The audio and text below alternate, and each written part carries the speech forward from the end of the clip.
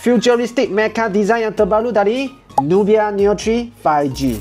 Serius kata, kalau yang suka main game memang suka phone yang design macam ni. Sekali dengan kotak dia pun sangat cantik. Semua barang ni akan dapat sekali dalam kotak. Sebelum kita masuk tentang spek dia, kita tengok sekali lagi. Design dia memang gaya betul. Tak kisahlah nak pakai dekat outdoor ataupun indoor. Belakang dia ada satu hero eye yang boleh tukar warna-warna. So kita boleh tukarlah warna yang kita suka. Ada hijau, ada biru, ada purple semua. Lampu ini boleh setting dekat notification ataupun kalau nak tukar pattern dia pun boleh. Chipset dia gunakan T8300 5G gaming chipset. Storage 256GB. RAM dia 8GB, boleh extend sampai 20GB. Memang best. Screen dia bukan main lagi. 6.8 inci sangat besar. Nak tengok movie ke, nak buat kerja ke, memang puas hati. Lagi dengan 120Hz refresh rate. Screen dia besar, bateri dia lagi besar, 6000 mAh. Support juga bypass charging, so waktu main game dia tak overheat lah. Memang phone ini sesuai dengan gamer. Dia datang sekali dengan Game Space 3.0.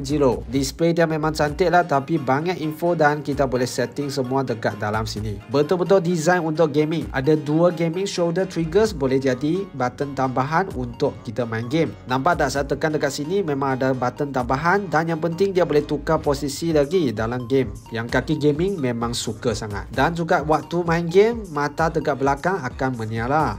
So yang suka main game boleh consider model ini, Nubia Neo 3 5G.